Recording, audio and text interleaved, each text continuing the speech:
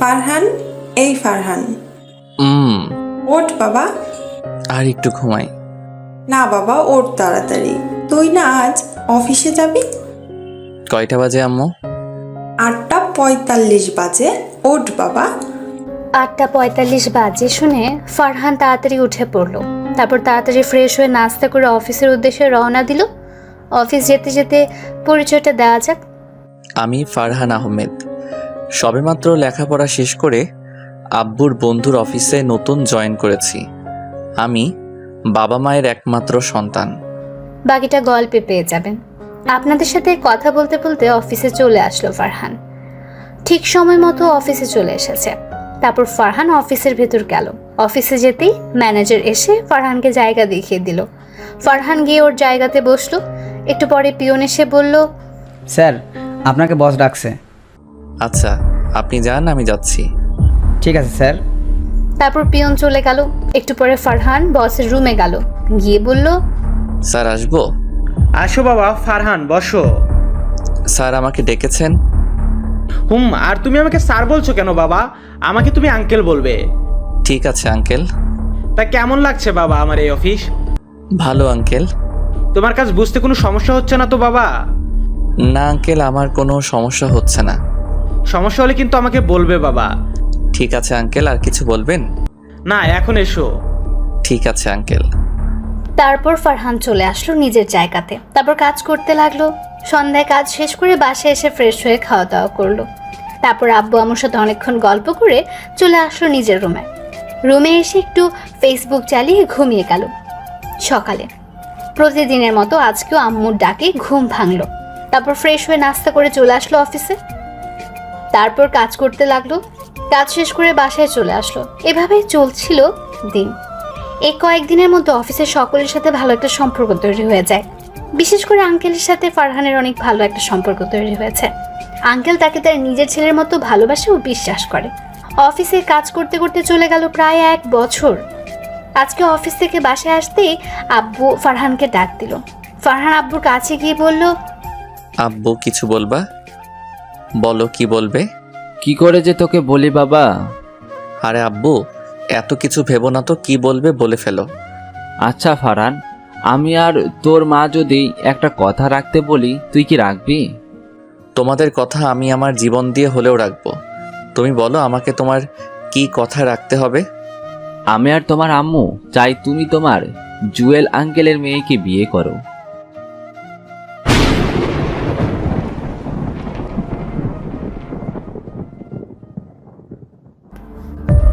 ফারহান কি বলবে কিছু বুঝতে পারছে না, তাই চুপ করে আছে। ফারহানকে চুপ করে থাকতে দেখে আব্বু বলল, কি হলো ফারহান, কিছু বলছো না কেন? তুমি কি এই বিয়ে করতে পারবে? আর না করতে পারলেও আমাকে বলো বাবা। জুয়েল আঙ্কেল কি আমার কাছে তার মেয়েকে বিয়ে দিবে? আমি তাদের অফিসের সামান্য কর্মচারী, আর তারা হলো কত ধনী লোক। তোমার জুয়েল আঙ্কেল নিজেই তার মেয়ের বিয়ে তোমার সাথে দিতে চাই। এখন তোমার মতামত কি বাবা? তুমি কি বিয়ে করতে রাজি? তোমরা কি চাও সেটা বলো। আমরা চাই তুমি তোমার জুয়েল আঙ্কেলের মেয়েকে বিয়ে করো। তাহলে আমি রাজি। এই দেখো, এটা তোমার জুয়েল আঙ্কেলের মেয়ে। ছবি দেখতে হবে না, তোমাদের পছন্দ হলেই চলবে।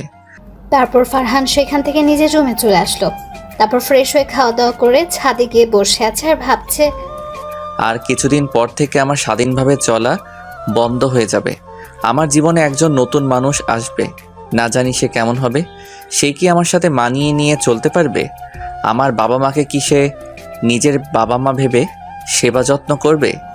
এই চিন্তাগুলো মাথায় ঘুরপাক খাচ্ছে। কিছুক্ষণ পর ছাদ থেকে নিজের রুমে চলে আসে, এসে ঘুমিয়ে যায়। সকালে আম্মুর ডাকে ঘুম ভাঙলো। আম্মু তাড়াতাড়ি ফারহানকে ফ্রেশ হয়ে নিচে যেতে বলল। আব্বু নাকি ডাকছে। ফারহানও তাড়াতাড়ি ফ্রেশ হয়ে নিচে চলে আসলো।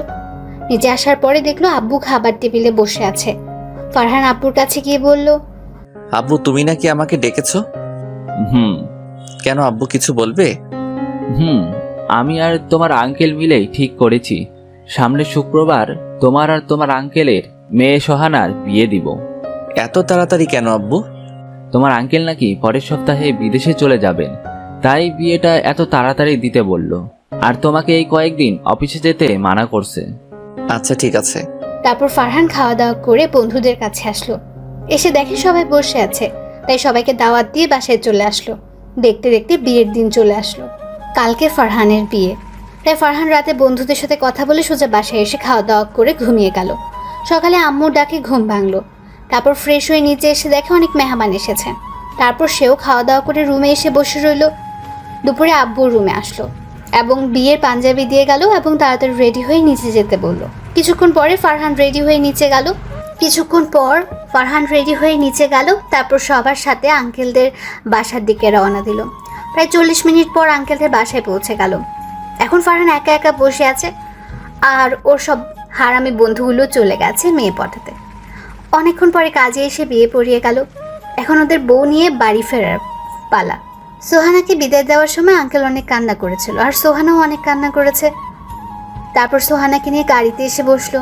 বাসায় ফেরার পথে সোহানার আর ফারহানের মধ্যে কোনো কথা হয়নি। বাসায় এসে পড়েছে। বাসায় আসার পরে সোহানাকে ওর রুমে নিয়ে যাওয়া হলো, আর ফারহান চলে গেল ছাদে বন্ধুদের কাছে। বন্ধুদের সাথে কথা বলতে বলতে প্রায় 12টা বেজে গেল। একটু পরে আব্বু কল দিল। কল ধরতেই, কোথায় তুমি? এই তো ছাদে। তাড়াতাড়ি নিজের রুমে যাও। তারপর ফারহান ওর রুমের দরজার সামনে চলে আসলো, কিন্তু ভেতরে যেতে অনেক ভয় করছে। অবশেষে সব ভয় কাটিয়ে নিজের রুমে প্রবেশ করলো। বাসরঘরে ঢুকতেই বউ বলল, দেখুন, আপনি আমার কাছে আসবেন না। আমি আপনাকে স্বামী হিসেবে মানতে পারবো না, আর আমি আপনাকে স্বামীর অধিকারও দিতে পারবো না। সোহানার মুখে এমন কথা শুনে ফারহান পুরাই অবাক হয়ে গেল। তারপর নিজেকে একটু স্বাভাবিক করে সোহানাকে বলল, আমাকে আপনি কিসের জন্য স্বামী হিসেবে মানতে পারবেন না, সেই কারণটা কি জানতে পারি? আসলে আমি নীল নামের একটা ছেলেকে অনেক ভালোবাসি। তাহলে আমাকে বিয়ে করলেন কেন? বাবার ভয়ে আমি আপনাকে বিয়ে করেছি। আমাকে বিয়ে না করে ছেলেটার সাথে পালিয়ে যাইতেন। আসলে তার বাবার ব্যবসার জন্য নীল এখন দেশের বাইরে আছে, তাই পালিয়ে যেতে পারিনি। আর বাবার কাছে শুনেছি আপনি অনেক ভালো, তাই ভাবলাম আপনাকে বোঝালে আপনি নিশ্চয়ই বুঝতে পারবেন, তাই আমি আপনাকে বিয়ে করতে রাজি হয়েছি। আপনি কি আপনার আর নীলের সম্পর্কের কথা আঙ্কেলকে বলছেন? না। না বলে কেন আমাকে বিয়ে করলেন? জানেন, আপনার আর আমার আব্বু সেই ছোটবেলার বন্ধু। এখন যদি তারা এইসব কথা জানতে পারে তাহলে কতটা কষ্ট পাবে বুঝতে পারছেন? কথা বলছেন না কেন? সোহানাকে কিছু না বলে কান্না করে দিল। আমি এত কিছু বুঝি না, আমি শুধু নীলকে চাই। আর যদি আমি নীলকে না পাই তাহলে এই ছুরি দিয়ে নিজেকে শেষ করে ফেলবো। আপনাকে কিছুই করতে হবে না।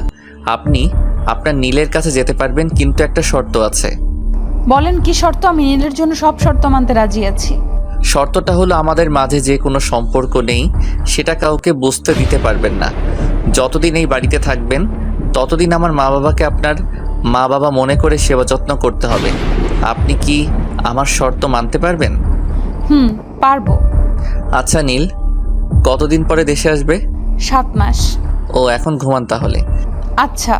তারপর ফারহান বিছনা থেকে একটা বালিশ আর একটা চাদর নিয়ে সোফায় গিয়ে শুয়ে পড়লো, আর সোহানা খাটে গিয়ে শুয়ে পড়লো। ফারহান সোফাতে শুয়ে শুয়ে ভাবতে লাগলো, জীবনে কোনো মেয়ের সাথে প্রেম করলাম না, শুধু বিয়ের পরে বউয়ের সাথে প্রেম করব বলে, নিজের সবটুকু দিয়ে বউকে ভালোবাসবো বলে। আর সেই বউ কিনা আমাকে স্বামী হিসেবে মানে না। হায় রে কপাল। এগুলো ভাবতেই চোখ দিয়ে 2 ফোঁটা কষ্টের অশ্রু চোখের একটা কোণা দিয়ে বাহির হয়ে গেল। ফারহান চোখের জলগুলো মুছে ঘুমানোর চেষ্টা করতে থাকলো, কিন্তু কিছুতেই চোখে ঘুম আসছে না। শুধু বুকের বাম পাশে চিনচিনে ব্যথা করছে, আর চোখ দিয়ে নোনা পানি পড়ছে। চোখের পানি মুছতে মুছতে কখন যে ঘুমিয়ে গেছে মনে নেই। ফজরের আজানের সময় ফারহানের ঘুমটা ভেঙে গেল। ফ্রেশ হয়ে উঁচু করে চলে গেল নামাজ পড়তে। তারপর মসজিদে গিয়ে নামাজ পড়ে চলে আসলো বাসাতে। বাসায় আসার পরে চলে আসলো নিজের রুমে গিয়ে দেখে সোহানা ঘুম থেকে উঠে কার সাথে যেন হেসে হেসে কথা বলছে। ফারহান সেদিকে খেয়াল না করে চলে গেল ছাদে বসে আছে। এমন সময় সোহানা ওর কাছে আসলো আর পাশে দাঁড়ালো। ফারহান সোহানাকে দেখে বলল, কি সোহানা, কিছু বলবেন? কি বলবেন বলেন। আসলে ফারহান, আপনি কিছু মনে করবেন না আমার কথাতে। আরে বলেন তো, আমি কিছু মনে করব না। প্লিজ, আপনি যত তাড়াতাড়ি পারেন আমার আর আপনার ডিভোর্সের ব্যবস্থা করুন, প্লিজ। সোহানার মুখে এই কথাটা শোনার পরে অনেক কষ্ট পেল ফারহান। আসলে ফারহান নিজের জন্য কষ্ট পাচ্ছে না, ওর কষ্ট হচ্ছে ওর আব্বু আম্মুর কথা ভেবে। তারা যদি জানতে পারে যে তার ছেলের বউ বিয়ের একদিন পরেই ডিভোর্স চেয়েছে, তাহলে তারা কতটা কষ্ট পাবে। নিজেকে তারা অনেক বড় অপরাধী মনে করবে, কারণ তাদের কারণে ফারহান এই বিয়েটা করেছে। এগুলো ভাবতেই চোখ দিয়ে কয়েক ফোঁটা জল মাটিতে গড়িয়ে পড়ল। ফারহান তাড়াতাড়ি চোখের জল মুছে বলল, এখন আমি আপনাকে ডিভোর্স দিতে পারবো না। কথাটা বলার সাথে সাথে ঠাস ঠাস করে সোহানা ফারহানকে দুটো থাপ্পড় দিল। ফারহান গালে হাত দিয়ে বসে পড়ল। থাপ্পড় দুটো এত জোরে লেগেছে যে ঠোঁট কেটে রক্ত বের হয়ে গেছে। ফারহান থাপ্পড় খেয়ে বসে আছে। তখন সোহানা বলল, ছোট লোকের বাচ্চা, তো সাহস কত বড়! তুই আমার মুখের উপরে কথা বলিস? তোকে একটা ভালো মানুষ মনে করেছিলাম, কিন্তু আমার জানা ছিল না যে কোনো ছোট লোক কখনো ভালো মানুষ হতে পারে না। আর তুই আজকের পরে আমার ধারে কাছেও আসবি না, আর যত তাড়াতাড়ি পারিস আমাকে ডিভোর্স দিয়ে দিবি। কথাটা যেন মনে থাকে। এই কথাগুলো বলে সোহানা নিচে চলে গেল, আর ফারহান সেখানে বসে রইল আর কিছুক্ষণ আগে ঘটে যাওয়া ঘটনাগুলো ভাবতে থাকলো। সোহানার বলা কথাগুলো ভাবতে চোখে পানি চলে আসলো। অনেকক্ষণ ছাদের একটা কোণাতে বসে কান্না করলো। তারপর নিজের রুমে এসে চলে গেল ওয়াশরুমে। অনেকক্ষণ ওয়াশরুমের ভেতরে গিয়েও কান্না করলো। তারপর চোখ মুখে পানি দিয়ে বাইরে চলে আসলো। এসে সোফাতে বসে আছে, তখনই আম্মু আসলো খাবার খাওয়ার জন্য ডাকতে। ফারহান আম্মুকে বলল, আসছি, তুমি যাও। তারপর আম্মু চলে গেল। বারান্দাতে সোহানার কার সাথে যেন অনেকক্ষণ হেসে হেসে ফোনে কথা বলছে। ফারহান গিয়ে সোহানাকে ডাক দিয়ে বলল, সোহানা আম্মু আপনাকে আর আমাকে খাবার খাওয়ার জন্য নিচে ডেকেছে। তুই যা, আমি পরে খাবো। দুজনকে একসাথে যেতে বলছে। আমি এখন নীলের সাথে কথা বলতেছি, এখন যেতে পারবো না, তুই যা। পরে কথা বললেন, এখন চলেন। তোকে যেতে বলছি না? আমাকে এত ডাকতেছিস কেন? দেখছিস না আমি নীলের সাথে কথা বলতেছি? ঠাস ঠাস করে চল লাগালো। ফারহান গালে হাত দিয়ে চুপ করে দাঁড়িয়ে থাকলো। কিরে, এখনো এখানে দাঁড়িয়ে আছিস কেন? যা, আমি নীলের সাথে কথা বলে একটু পরে আসছি। তারপর ফারহান কিছু না বলে মাথাটা নিচু করে নিচে চলে আসলো। নিচে আসতে আম্মু বলল, কি রে ফারহান, বৌমা কোথায়? আসলে আম্মু, সোহানার নাকি শরীরটা ভালো লাগতেছে না, তাই শুয়ে আছে। আর আমাকে বলছে আমি খেয়ে যেন ওর জন্য খাবার নিয়ে যাই। ও। তারপর ফারহান খেতে থাকলো। খাওয়া দাওয়া শেষ করে সোহানের জন্য খাবার নিয়ে রুমে আসলো। এসে দেখে এখনো নীলের সাথে ফোনে কথা বলছে। তারপর ফারহান সোহানের কাছে গিয়ে বলল, আম্মু আপনার জন্য খাবার পাঠিয়েছে, খাবারগুলো খেয়ে নিন। সোহানাই ফারহানের কথা শুনে পেছন ঘুরে তাকালো। তাকিয়ে দেখে ফারহান দাঁড়িয়ে আছে। তখন সে ফোনটা কেটে দিয়ে খাবার খাওয়ার জন্য চলে গেল, আর ফারহান চলে গেল ছাদে। ছাদে বসে থাকতে থাকতে প্রায় 12টা বেজে গেল। ফারহান এখনো ছাদে দাঁড়িয়ে আছে। হঠাৎ কারো পায়ের শব্দের আওয়াজ শুনে পেছনে তাকালো। তাকিয়ে দেখে সোহানা দাঁড়িয়ে আছে। ফারহান সোহানাকে বলল, কিছু বলবেন? শোন, আমার বাসা থেকে মানুষ এসেছে, আমাকে আর তোকে নিতে চায়। তোকে আম্মু নিচে ডাকছে। ও আচ্ছা, আপনি যান, আমি আসছি। তারপর সোহানা চলে গেল। একটু পরে ফারহানও নিচে চলে আসলো। নিচে আসতে আম্মু বলল, ফারহান, তাড়াতাড়ি তৈরি হয়ে নাও। কেন আম্মু, কোথায় যাব? সোহানাদের বাড়ি থেকে লোক এসেছে তোমাকে আর সোহানাকে নিতে। আমি না গেলে হয় না? এটা বিয়ের নিয়ম। বিয়ের পরের দিন বউয়ের সাথে বউয়ের বাপের বাড়ি যেতে হয়। তাই তুমি আর কোনো কথা না বলে তাড়াতাড়ি তৈরি হয়ে নিচে আসো। ফারহান আর কিছু বলল না। জানে এখন আম্মুকে বললেও লাভ হবে না, সে যেতেই হবে। তাই আর কথা না বাড়িয়ে চলে আসলো নিজের রুমে। এসে গোসল করে একটা নীল কালার পাঞ্জাবি পরলো। তারপর রেডি হয়ে নিচে আসলো। নিচে এসে বসে আছে, কিন্তু সোহানার আসার কোনো নামগন্ধ নেই। প্রায় 1 ঘন্টা পর দেখলো সোহানা আসছে। সোহানাকে দেখতে পুরো একটা নীল পরীর মতো লাগছে। নীল শাড়ি, নীল চুড়ি, ঠোঁটে হালকা লিপস্টিক, চোখে গাঢ় কাজল, চুলের খোপাতে একটা লাল গোলাপ ফুল। এক কথা বলতে গেলে পুরাই একটা পরী। ফারহান সোহানার দিকে একধানে তাকিয়ে আছে। হঠাৎ সোহানার বলা কথাগুলো মনে পড়তে চোখ নামিয়ে নিল, আর মনটাও খারাপ হয়ে গেল। তারপর সোহানার বাড়ির লোকের সাথে সোহানাদের বাড়িতে আসলো। বাড়িতে আসার পরে সোহানায় ফারহানকে রেখে বাড়ির ভেতরে চলে গেল। আর তার বাড়ির সকলে ফারহানকে বরণ করে সব নিয়ম কানুন শেষ করে বাড়ির ভেতরে নিয়ে গেল। তারপর সোহানার কিছু কাজিন ফারহানকে একটা রুমে নিয়ে গেল এবং সেখানে রেখে সবাই চলে গেল। রুমটা দেখিয়ে বুঝতে পারলো এটা সোহানার রুম। ফারহান চুপ করে সোফায় বসে আছে। এমন সময় আঙ্কেল আসলো রুমে। আসসালামু আলাইকুম আঙ্কেল। ওয়ালাইকুম আসসালাম। কেমন আছেন আঙ্কেল? ভালো বাবা, তুমি কেমন আছো? ভালো। তোমার আব্বু আম্মু কেমন আছে বাবা? তারা ভালো আছে। যে জন্য এসেছি। তুমি আর সোহানা তাড়াতাড়ি নিচে খেতে এসো বাবা। আচ্ছা আঙ্কেল, আমি সোহানাকে নিয়ে আসছি, আপনি যান। তারপর আঙ্কেল নিচে চলে গেল। একটু পরে সোহানায় বারান্দা থেকে আসলো। ফারহান বলল, আঙ্কেল, খাবার খাওয়ার জন্য নিচে ডেকেছেন? চল। তারপর নিচে চলে আসলো খাবার খাওয়ার জন্য। অনেক রকমের খাবার দিয়ে টেবিলটা সাজিয়েছে, আর অনেক দামি দামি খাবার রান্না করেছে, যা ফারহান জীবনের চোখেও দেখেনি। সবাই অনেক জোরাজোরি করে অনেক খাবার খাওয়ালো। খাবার টেবিলে সোহানার সাথে কোনো কথা হলো না। তারপর ফারহানও খেয়ে রুমে চলে আসলো। একটু পরে সোহানায় আসলো। এসেই শুরু হয়ে গেল নীলের সাথে কথা বলা। অনেকক্ষণ কথা বলে সোহানা ফারহানের কাছে আসলো। সোহানা কাছে এসে বলল, ওই শোন, জি বলেন। কালকে বিকেলে তোদের বাসায় যাওয়ার সময় একটা জায়গায় যাব, কোথায় যাবেন? উকিলের কাছে। উকিলের কাছে যাবেন কেন? তোর আর আমার ডিভোর্সের জন্য। ফারহান আর কিছু বলল না, শুধু মাথাটা ঝুলিয়ে হ্যাঁ বলে দিল।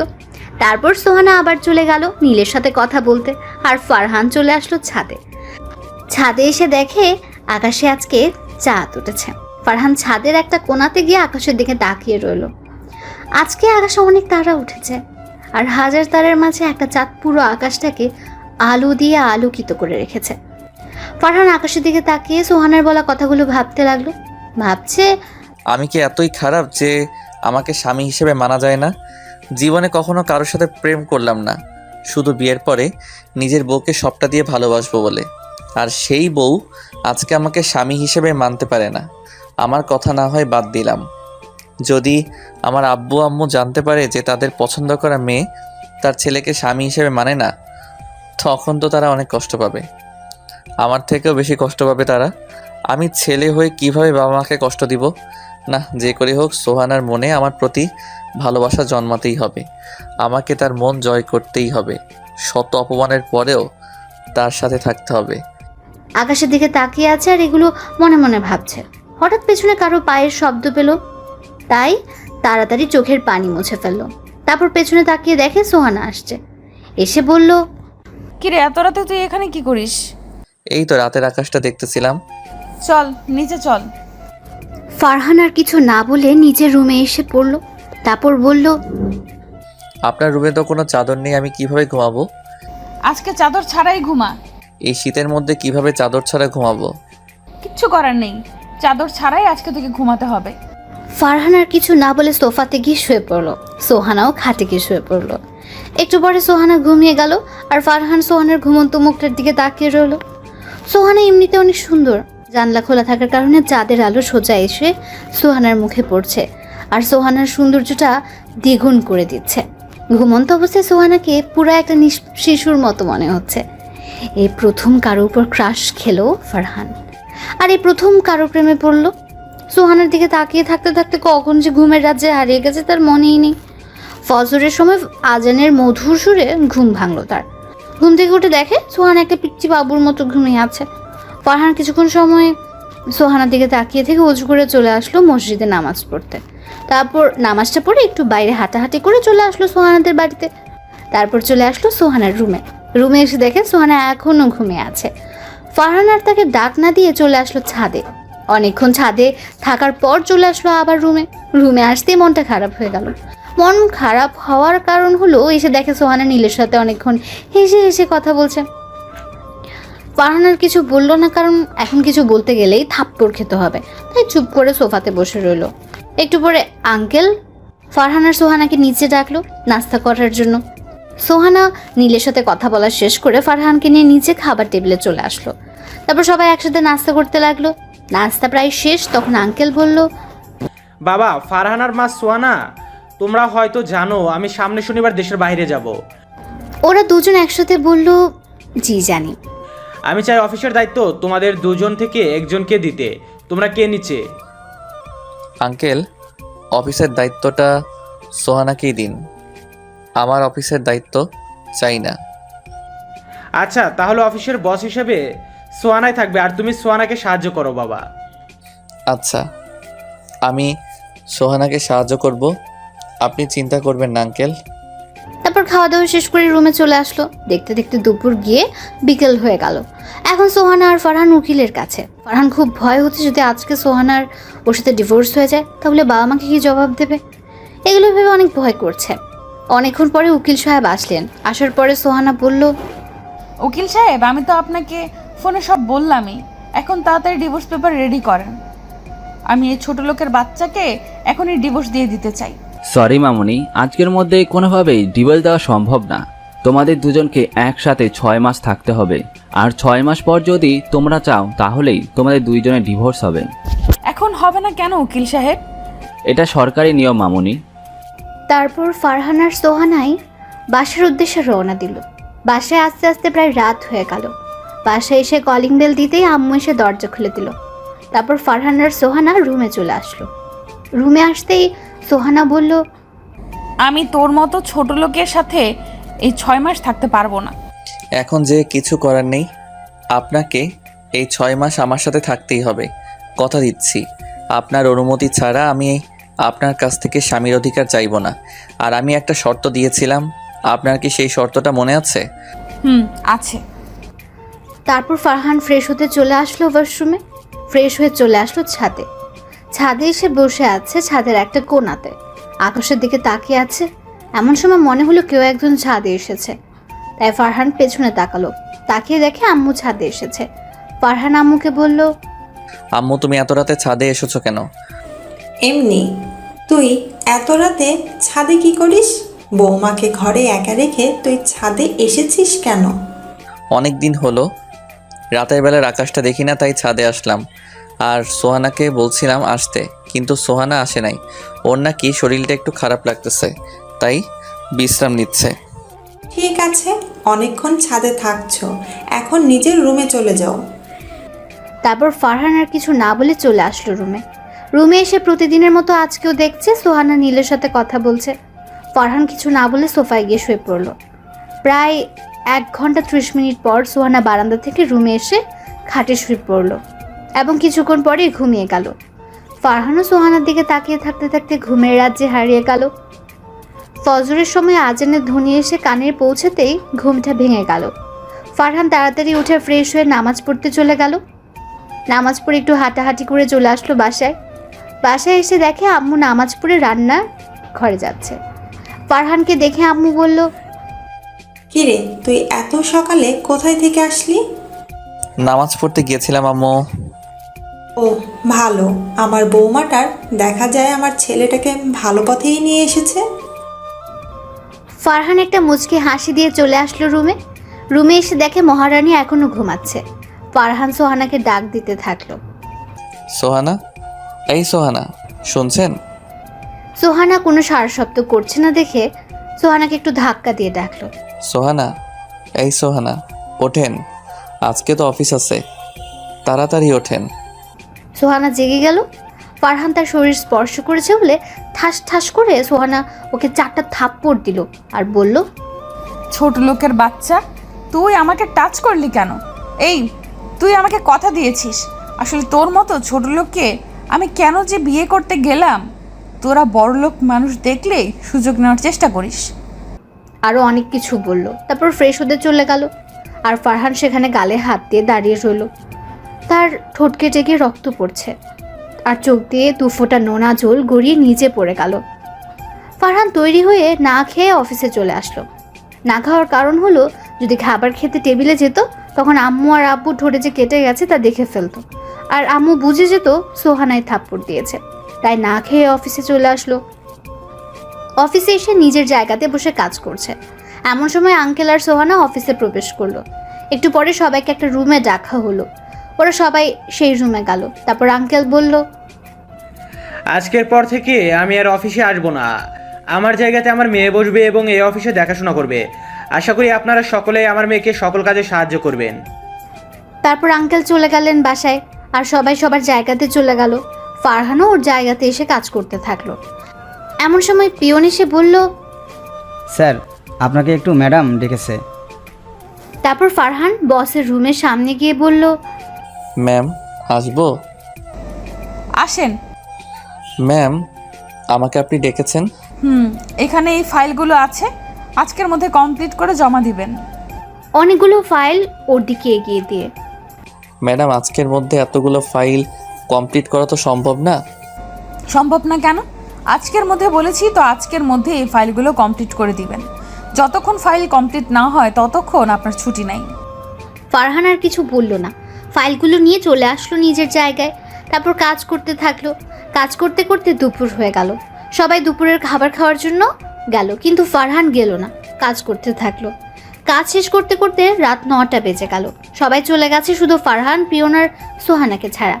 ফারহান ফাইলগুলো জমা দিয়ে যখন আসতে যাবে তখন পিয়ন বলল, স্যার আপনাকে একটু ম্যাডাম ডেকেছে। ফারহান তাড়াতাড়ি ম্যাডামের রুমে গেল, গিয়ে বলল, ম্যাডাম আসবো?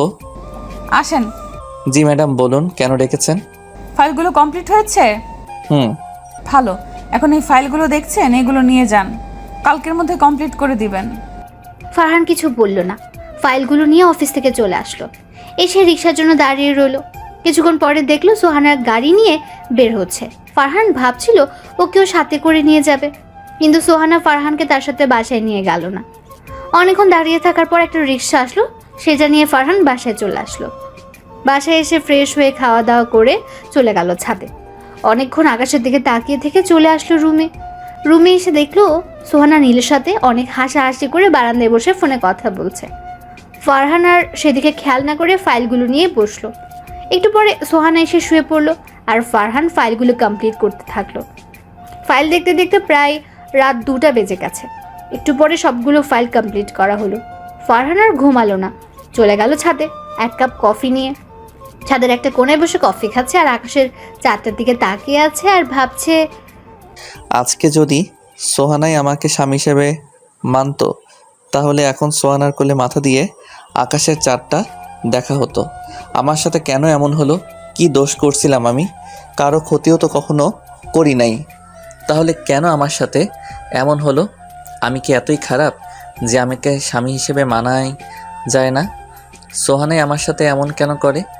আমি তো তার কাছ থেকে স্বামীর অধিকারও চাই নাই, তাহলে কেন এমন করে? এগুলো ভাবতে ভাবতে চোখ দিয়ে কয়েক ফোঁটা অশ্রু গড়িয়ে মাটিতে পড়লো। আর অনেক কিছু ভাবতে ভাবতে কখন যে ছাদে ঘুমিয়ে গিয়েছে মনে নেই। সকালবেলা আশেপাশে পাখির আওয়াজে ঘুমটা ভেঙে গেল। চারপাশে তাকিয়ে দেখে ছাদের একটা কোণায় ঘুমিয়েছিল। তারপর নিচে চলে আসলো, এসে ফ্রেশ হয়ে নাস্তা করে অফিসের জন্য রেডি হলো। তারপর ফাইলগুলো নিয়ে চলে আসলো অফিসে। অফিসে এসে দেখে 10 মিনিট লেট হয়ে গেছে। ফারহান ওর জায়গাতে বসতে পিয়ন বলল সোহানা নাকি ডেকেছে। ফারহান ফাইলগুলো নিয়ে সোহানার রুমে গিয়ে বলল, ম্যাডাম আসবো? আসেন, বসেন। ম্যাডাম ডেকেছেন আমাকে? অফিসে লেট করে আসলেন কেন? আসলে ম্যাডাম, কালকে রাতে ফাইলগুলো দেখতে দেখতে অনেক রাত হয়ে যায়, তাই আসলে আসতে একটু লেট হলো। ফাইলগুলো দেখি। ফারহান ফাইলগুলো সোহানার কাছে দিল। সোহানা ফাইলগুলো দেখার পর ওর মুখের মধ্যে ছুঁড়ে মারলো আর বলল, কি দেখেছেন ফাইলের মধ্যে? এত ভুল কেন? ম্যাডাম, আপনার মনে হয় দেখতে একটু ভুল হয়েছে, একটু ভালো করে দেখুন। তো সাহস কি করে হয় অফিসের সামান্য একটা কর্মচারী হয়ে আমার মুখের উপরে কথা বলিস? সরি ম্যাডাম, আর হবে না। তারপর ফাইলগুলো নিয়ে সেখান থেকে নিজের জায়গাতে চলে আসলো। এসে মাথাটা টেবিলের নিচে দিয়ে অনেকক্ষণ কান্না করলো। তারপর আবার ফাইলগুলো দেখতে লাগলো। ফাইলগুলো দেখার সময় দেখলো সামান্য কিছু ভুল আছে, যা না ধরলেও চলে।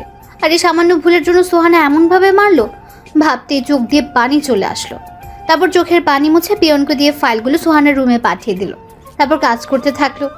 শরীরটা ভালো লাগছে না বলে দুপুরে সোহানার রুমে গেল, গিয়ে বলল, ম্যাডাম আসতে পারি? জি আসুন। ফারহান ভেতরে যাওয়ার পর বলল, কিছু বলবেন? ম্যাডাম, আমার শরীরটা অনেক খারাপ লাগতেছে, আমাকে কি আজকের জন্য ছুটি দেওয়া যাবে? সকালবেলা এমনিতেই আসছেন লেট করে, এখন আবার ছুটি চাচ্ছেন? অফিস থেকে কি পেয়েছেন? কোনো ছুটি নেই, যান গিয়ে কাজ করুন। ফারহান আর কিছু বলল না, চলে আসলো নিজের জায়গাতে। এসে ভাল লাগছে না বলে মাথা নিচু করে বসে আছে। এমন সময় কে যেন বলল, অফিসে আসছেন কি ঘুমানোর জন্য? এমন কথা শুনে মাথাটা উঠিয়ে সামনে তাকিয়ে দেখে সোহানা দাঁড়িয়ে আছে। ফারহান সোহানাকে দেখে মাথাটা নিচু করে দাঁড়িয়ে গেল। আর সোহানা বলল, আপনাকে কি অফিস থেকে বেতন দেওয়া হয় অফিসে এসে ঘুমানোর জন্য নাকি কাজ করার জন্য? সরি ম্যাডাম, আর হবে না। আর যদি এমন হয় তাহলে আমি আপনাকে চাকরি থেকে বাহির করে দিতে বাধ্য হব। সোহানার কথাটা শুনে অনেক খারাপ লাগলো। আর সোহানা তো জানে যে তার শরীর খারাপ, তারপরে এমন করছে কেন? অনেক চেষ্টা করলো কাজে মন দেওয়ার, কিন্তু কাজে মন দিতে পারলো না। দেখতে দেখতে অফিস ছুটি হয়ে গেল। ফারহান চলে আসলো বাড়িতে। বাড়িতে সে সোজা নিজের রুমে চলে গেল, গিয়ে শুয়ে পড়লো আর একটু পরেই ঘুমিয়ে গেল। হঠাৎ ঘুম ভেঙে গেল আর শরীরে অনেক জ্বর অনুভব করলো, মাথাও অনেক ব্যথা অনুভব করলো। অনেক কষ্টে একটা পাতলা চাদর নিয়ে সোফায় গিয়ে শুয়ে পড়লো। অনেক শীত লাগছে, এই পাতলা চাদরটা শরীরকে গরম করতে পারছে না। কি করবে কিছুই বুঝতে পারছে না। অনেক জ্বর চলে এসেছে শরীরে, এত জ্বর এসেছে যে উঠে দাঁড়ানোর শক্তিটাও পাচ্ছে না। অনেক কষ্টে সোহানার দিকে মাথাটা ঘুরে দেখলো। সোহানা নীলের সাথে কথা বলা নিয়ে ব্যস্ত। ফারহান যে এখানে জ্বরে মরে যাচ্ছে সেই দিকে তার কোনো খেয়ালই নেই। আর খেয়াল থাকবেই বা কী করে? আমি ওর কে যে আমার দিকে খেয়াল রাখবে? আমি মরে গেলেই তো সোহানার পথের কাঁটাটা সরে যাবে, মরে গেলেই তো নীলের সাথে গিয়ে বিয়ে করে ফেলতে পারবে। সোহানার দিকে তাকিয়ে এগুলো ভাবতে থাকলো আর জ্বর বাড়তেই থাকলো। ফারহান জ্বরে কাঁপতে থাকলো আর সহ্য করতে না পেরে অনেক কষ্টে সোহানাকে ডাক দিল। সোহানা ওর কাছে আসলো আর ফারহান বলল, সোহানা, আমার খুব জ্বর এসেছে, তুমি কি আমাকে একটু বাটি দিয়ে একটু পানি দিতে পারবে? সোহানা ওর কথা শুনে ছোট একটা বাটি দিয়ে একটু পানি দিল, তারপর আবার চলে গেল নীলের সাথে কথা বলতে। আর ফারহান তার পকেট থেকে রুমালটা বের করে সেটা ভিজে নিজে নিজে মাথায় দিতে লাগলো। অনেকক্ষণ দেওয়ার পর জ্বর একটু কমলো, কিন্তু শুতে কাঁপুনিটা কমলো না। ফারহান শীতে কাঁপছে আর সোহানা নীলের সাথে কথা বলছে, এটা দেখে অনেক কষ্ট হলো তার। যদি আজ সোহানাই আমাকে স্বামী হিসেবে মানতো তাহলে হয়তো শীতের মধ্যে এত কষ্ট আমাকে করতে হতো না। যদি সে আমার স্ত্রী হতো তাহলে এখন আমার সেবা করত, পরপুরুষের সাথে ফোনে কথা বলতো না। আজ গরিব বলে সোহানাই আমাকে স্বামী হিসেবে মানতে পারছে না। যদি বড়লোক হতাম তাহলে কি সোহানাই আমাকে স্বামী হিসেবে না মেনে পারতো? কখনোই পারতো না। আজকে গরিব বলে সোহানার কাছে আমার কোনো দাম নেই। যদি বড়লোক হতাম তাহলে সেই আমাকে দাম দিত, আমার কথাগুলো অক্ষরে অক্ষরে পালন করত। কিন্তু আমি তো আর বড়লোক না, তাই সোহানাও আমাকে স্বামী হিসেবে মানতে পারে না, আমার কথাগুলো পালন করে না। আচ্ছা, আমি কি ইচ্ছে করে গরিব হয়ে জন্মেছি? আচ্ছা, গরিব বলে কি আমরা মানুষ না? সোহানার শরীরে যেই রক্ত বইছে সেই রক্ত তো আমার শরীরেও বইছে। তাহলে সোহানা এত অহংকারী কেন? কেন গরিবদের মানুষ মনে করে না? কেন আমার মতো গরিবের মন নিয়ে খেলা করে? আচ্ছা, মন কি শুধু বড় লোকদেরই আছে? গরিবের কি মন নাই? গরিবদের কি একটু ভালোবাসা যায় না? গরিবের সাথে কি একটু ভালো ব্যবহার করা যায় না? এগুলো ভাবতে ভাবতে ঘুমের রাজ্যে হারিয়ে গেল। সকালে ঘুম ভাঙলে দেখে শরীর আগের মতো জ্বর নেই, আগের থেকে জ্বর অনেকটা কমেছে। কমলেও একটু জ্বর শরীরে আছে, তাই ভাবলো সোহানার কাছ থেকে আজকের জন্য ছুটি নেবে। যেই ভাবনা সেই কাজ। সোহানা বারান্দায় দাঁড়িয়ে দাঁড়িয়ে কি যেন করছিল। ফারহান সোহানার কাছে গেল আর বলল, আপনার সাথে আমার কিছু কথা ছিল। বল। আসলে আজকে আমার শরীরটা খারাপ, তাই আপনার কাছ থেকে আজকের জন্য ছুটি চাচ্ছিলাম। সোহানা কিছু সময় যেন কি ভাবলো, তারপর বলল, আজকে কোনো ছুটি হবে না, আজকে অফিসে অনেক কাজ, সো অফিসে যেতেই হবে। আমি কালকে সব কাজ করে দিবনে, আজকের জন্য আমাকে ছুটি দিন প্লিজ। আমি যা বলি তাই থাকে, কথা কখনো নড়চড় হয় না, বুঝছেন? ফারহান মাথাটা নিচু করে রুমের ভেতরে চলে আসলো। এসে ফ্রেশ হয় অফিসে যাওয়ার জন্য রেডি হয়ে চলে গেল নাস্তা করতে। নাস্তা করে চলে আসলো অফিসে। অফিসে এসে যেই নিজের ক্যাবিনে বসবে তখন মনি হলো তার একজন কলিগের নাম। মনি আসলো তার কাছে, এসে বলল, ফারহান, তোমাকে আজকে এমন দেখাচ্ছে কেন? কই, কেমন দেখাচ্ছে? কেন জানি অসুস্থ অসুস্থ লাগছে। আরে তেমন কিছু না। তারপর মনির সাথে ইচ্ছে না থাকা সত্ত্বেও অনেকক্ষণ হেসে কথা বলল। তারপর মনি তার ক্যাবিনে চলে গেল আর ফারহান ওর ক্যাবিনে বসে পড়ল। কাজ করতে থাকলো। কাজ করছে কিন্তু অসুস্থ থাকার কারণে কাজে মন দিতে পারছে না। একটু পরে সোহানার রুম থেকে ডাক আসলো। ফারহান তার রুমের সামনে গিয়ে বলল, ম্যাডাম আসবো? আসেন। ম্যাডাম আমাকে ডেকেছেন? এই ফাইলটা দুপুরের আগে কমপ্লিট করে দেন, ভালোভাবে করবেন যেন কোনো ভুল না হয়। যদি কোনো ভুল হয় তাহলে আপনার খবর আছে। ম্যাডাম আর কিছু বলবেন? না, আর কিছু বলবো না, আপনি এখন আসতে পারেন। ফারহান চলে আসলো ওর ক্যাবিনে, এসে মনোযোগ দিয়ে কাজটা করতে থাকলো। দুপুরে ফাইলটা নিয়ে ম্যাডামের কাছে গেল, গিয়ে বলল, ম্যাডাম আসতে পারি? জি আসুন। তারপর ফারহান সোহানার দিকে ফাইলটা দিয়ে বলল, ম্যাডাম, ফাইলটা সম্পূর্ণ কমপ্লিট। দেখি কেমন কমপ্লিট করেছেন। কিছুক্ষণ দেখার পরে বলল ফাইলটাতে নাকি ভুল আছে। ফারহান তো সোহানার কথা অবাক হয়ে সোহানার দিকে তাকিয়ে রইল।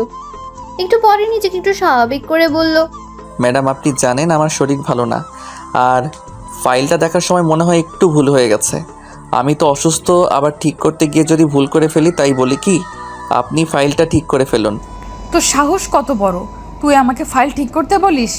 আমি যদি ফাইল ঠিক করি তাহলে তোর মতো ছোট লোককে কেন রেখেছি আমার অফিসে? কেন তোকে মাস শেষে বেতন দিচ্ছি? যা গিয়ে ফাইল ঠিক কর। সোহানার কথা শুনে অনেক রাগ উঠে গেল। মনটা চাইছিল সোহানাকে ঠাটিয়ে দুইটা চর মেরে বলতে, তোর অফিসে আর কাজই করবো না, কিন্তু কিছু বলতে পারলো না। যদি কিছু বলে তাহলে চাকরি থেকে বের করে দেবে, আর চাকরি না করলে যে সংসারও চলবে না, চাকরি না করলে যে বাবা মায়ের মুখে 2 মুঠো ভাত তুলে দিতে পারবে না। তাই নিজের রাগটাকে মাটি করে মাথাটা নিচু করে ফাইলটা নিয়ে চলে আসলো নিজের ক্যাবিনে। ক্যাবিনে এসে ভালো করে ফাইলটা দেখতে লাগলো। অনেকক্ষণ দেখার পরে ছোট একটা ভুল পেল, যেটা ধরলেও চলে আবার না ধরলেও চলে। এই সামান্য ভুল থাকতেই পারে, তাই বলে এমন করবে? তারপর ভুলটা ঠিক করে আবার সোহানার রুমে গেল, গিয়ে বলল, ম্যাডাম, আসবো? জি আসেন। এই যে ম্যাডাম, ফাইলটা এখানে রাখুন আর এই ফাইলগুলো নিয়ে যান। কালকের মধ্যে সব কমপ্লিট করে দিবেন, আর কোনো ভুল যেন না হয়। ম্যাডাম, একদিনের মধ্যে এতগুলো ফাইল আমার পক্ষে কমপ্লিট করা সম্ভব না। এই কয়েকটা ফাইল একদিনে কমপ্লিট করতে পারবেন না? তাহলে কিসের জন্য অফিসে আসেন? আবার আব্বু বলতো আপনি নাকি অফিসের সবচেয়ে কাজে ভালো কর্মচারী। ফারহান কিছু না বলে ফাইলগুলো নিয়ে সোহানার ক্যাবিন থেকে নিজের ক্যাবিনে চলে আসলো আর ফাইলগুলো কমপ্লিট করতে লাগলো। ফাইল দেখতে দেখতে প্রায় রাত 9টা বেজে গেল, আর মাত্র 3টা ফাইল আছে। সে 3টা ফাইল নিয়ে অফিস থেকে বাড়ির উদ্দেশ্যে বের হলো। অনেকক্ষণ যাবত দাঁড়িয়ে আছে, কিন্তু কোনো কিছুই পাচ্ছে না, তাই হাঁটা শুরু করে দিল। একটু হাঁটার পরে শরীরটা অনেক খারাপ লাগছিল, তাই একটা দোকানে গিয়ে বসলো। দোকানে বসার কিছুক্ষণ পরে একটা গাড়ি এসে দোকানের সামনে দাঁড়ালো। গাড়ি থেকে একটা মেয়ে বের হয়ে আসলো। মেয়েটাকে অনেক চেনা চেনা লাগছিল, কোথায় যেন দেখেছে মনে হচ্ছে। ফারহান মেয়েটার দিকে তাকিয়ে সব ভাবছে, আর মেয়েটা তার সামনে এসে ডাকছে, তুই ফারহান না? কিন্তু আপনি কে? আরে আমি মেঘলা, আমাকে তুই চিনতে পারতেছিস না? ও তুই? সরি রে, তোকে চিনতে পারি নাই। It's okay. তা কেমন আছিস? ভালো না রে, তুই? আমি ভালো আছি। আচ্ছা তুই ভালো নাই কেন? পরে এক সময় বলবো নে। তা এখানে কি করিস, আর দেশে আসছিস কবে? কালকেই দেশে আসছি, আর তোকে দেখতে খুব ইচ্ছে করতেছিল, তাই তোদের বাড়ি চাইতেছিলাম। ও, আমাকে তোর মনে আছে দেখছি। তোকে ভুলে যাব? এটা তুই ভাবলি কি করে? হারে মজা করলাম। তা তোর হাতে এগুলো কিসের ফাইল? আর বলিস না, এমন একটা অফিসে চাকরি করি যেখানে আমাকে চাকরের মতো খাটায়। দেখ, এখনো 3টা ফাইল দিয়ে দিছে কমপ্লিট করতে। আবার যদি ফাইলের মধ্যে একটু ভুল হয় তাহলে অনেক অপমান সহ্য করতে হয়। তাহলে চাকরিটা ছেড়ে দিচ্ছিস না কেন? চাকরি ছেড়ে দিলে আমি আমার বাবা মায়ের মুখে 2 মুঠো ভাত তুলে দিতে পারবো না রে, তাই এখনও চাকরিটা করতেছি। কিন্তু এখন অনেক খারাপ লাগে রে। তুই কালকেই এই চাকরি ছেড়ে দিবি? চাকরি ছেড়ে দিলে আমার বাবা ও মাই যে না খেয়ে মরে যাবে রে। কে বলছে না খেয়ে মরে যাবে? আমি তোকে নতুন চাকরি দিব আমার অফিসে, তাও আবার ম্যানেজার পদে। করুণা করছিস, আমার উপর দয়া দেখাচ্ছিস? কি বলছিস এসব ফারহান? শোন, তুই আমার বেস্ট ফ্রেন্ড। তোর বিপদের সময় যদি আমি তোকে সাহায্য না করি তাহলে কে করবে? আর তুই এটাকে করুণা বা দয়া কেন ভাবতেছিস? আমি তোকে আমার অফিসে ম্যানেজার পদটা উপহার হিসেবে দিলাম। চুপ। এখন চল, তোদের বাড়িতে যাব। আঙ্কেল আন্টিকে কতদিন ধরে দেখি না। চল চল তাহলে এই গরিবের বাড়িতে। তারপর রাত প্রায় 9:30টায় মেঘলাকে নিয়ে বাড়িতে আসলো। ফারহান চলে গেল ওর রুমে এসে দেখলো সোহানা ফোনে কথা বলা নিয়ে ব্যস্ত। ফারহান কিছু না বলে ফ্রেশ হয়ে নিচে চলে আসলো খাবার খাওয়ার জন্য। এসে দেখে মেঘলাকে আম্মু নিজের হাতে খাবার দিচ্ছে, আর মেঘলাও বাচ্চাদের মতো খাচ্ছে। তারপর ফারহান খাওয়া দাওয়া করে চলে আসলো ছাদে এসে একটা কোনায় গিয়ে বসে আছে। তখনই কেউ আসলো বলে মনে হলো, তাকিয়ে দেখলো মেঘলা এসেছে ছাদে। মেঘলা ছাদে এসে পাশে বসলো, মনে হচ্ছে মনটা খারাপ, তাই মেঘলাকে জিজ্ঞেস করলো, কিরে, তোর মন খারাপ কেন? জানিস ফারহান, আজকে না তোর মাকে দেখে আমার মায়ের কথা অনেক মনে পড়ছে। তাহলে আন্টিকে কল দে। এই কথা বলতেই মেঘলা কেঁদে দিল আর একটু পরে বলল, ফারহান, আমার আম্মু আর বেঁচে নাই রে। গত মাসে আম্মু মারা গেছে। কথাটা বলেই মেঘলা কান্না শুরু করে দিল। আর ফারহান ওর কথা শুনে স্তব্ধ হয়ে গেল, মুখের ভাষা হারিয়ে ফেললো। কি বলবে কিছুই বুঝতে পারছে না। আর মেঘলার কথা শুনে নিজের কানকে বিশ্বাস করতে পারছে না যে আন্টি মারা গেছে। মেঘলার মুখ থেকে আন্টির মৃত্যুর খবরটা জানার পর চোখ দিয়ে এমনিতেই পানি পড়ছে আর ভিতরে অনেক কষ্ট হচ্ছে। তারপর মেঘলাকে নিয়ে ছাদ থেকে নেমে আসলো। মেঘলাকে ড্রয়িং রুমে দিয়ে চলে আসলো নিজের রুমে। রুমে এসে দেখে সোহানা ঘুমিয়ে গেছে। ঘুমন্ত অবস্থায় সোহানাকে অসম্ভব সুন্দর আর মায়াবী লাগছিল। সোহানার দিকে এক নজর তাকিয়ে আছে। তারপর ফাইলগুলো কমপ্লিট করে শুয়ে পড়লো। কখন যে ঘুমের রাজ্যে হারিয়ে গেছে মনে নেই। পরের দিন সকালে পাখির ডাকে ঘুম ভাঙলো। তারপর ফারহান ফ্রেশ হয়ে নাস্তা করে ফাইলগুলো নিয়ে চলে আসলো অফিসে। ফারহান আসার একটু পর সোহানা অফিসে আসলো। আসার পরে ফারহান ফাইলগুলো নিয়ে তার রুমে গেল। গিয়ে বলল, ম্যাডাম আসবো? আসেন, এই যে ম্যাডাম ফাইলগুলো। দেন। তারপর সোহানা ফাইলগুলো দেখতে লাগলো। ফারহান চুপ করে বসে রইল। ফারহান মনে মনে বলছে, আজকে যদি সোহানাই কিছু বলে তাহলে চাকরিটা ছেড়ে দিব, আর এত অপমান সহ্য করব না। একটু পরে সোহানা বলল, একটা কাজও কি ঠিক করে করতে পারেন না? কি হয়েছে ম্যাডাম? এই ফাইলটাতে তো ভুল কেন? কাজ করার সময় মন কোথায় থাকে আল্লাহ জানে। কেন আব্বু আপনার মতো একটা ছোট লোকে চাকরি দিয়েছে? অনেক বলেছেন ম্যাডাম, আর না দেখি ফাইলটা। সোহানা ফারহানের দিকে ফাইলটা এগিয়ে দিল। ফারহান ফাইলটা দেখে বলল, এই সামান্য ভুলের জন্য আপনি আমাকে এত কিছু বললেন, এত অপমান করলেন। আপনি চান আমি যেন আপনার অফিসে চাকরি না করি, তাই তো? তার জন্যই তো এত অপমান করেন, তাই না? এইটা আমাকে বললেই পারতেন, আমি চাকরিটা ছেড়ে দিতাম। শুধু শুধু কেন আমাকে এত অপমান করলেন? কেন আমার বাবা মাকে এত গালি দিলেন? আমি আপনার অফিসের কর্মচারী, চাকর না। এই কথাগুলো বলে সেখান থেকে চলে আসলো। আর এতক্ষণ সোহানা ফারহানের কথাগুলো এক ধ্যান দিয়ে শুনছিল, কিছুই বলছিল না। সোহানা হয়তো অনেক অবাক হয়েছে ওর মুখে এমন কথাগুলো শুনে। ফারহান সোহানার রুম থেকে বের হয়ে সোজা নিজের টেবিলে এসে পড়লো। এসে একটা রিজাইন লেটার লেখে আবার সোহানার রুমে গেল। ফারহান এবার কোনো অনুমতি না নিয়ে সোজা ওর রুমে ঢুকে গেল। তারপর সোহানার সামনে রিজাইন লেটারটি দিয়ে বলল, ম্যাডাম, আজ থেকে আপনার অফিসের চাকরিটা আমি ছেড়ে দিলাম। এই লেটারে সাইন করে দিয়েন। তারপর সেখান থেকে সোজা বাসায় চলে আসলো। বাসায় এসে কলিং বেল দিতে মেঘলা এসে দরজা খুলে দিল। ফারহান সোজা ওর রুমে চলে গেল। গিয়ে ফ্রেশ হয়ে চলে আসলো ছাদে।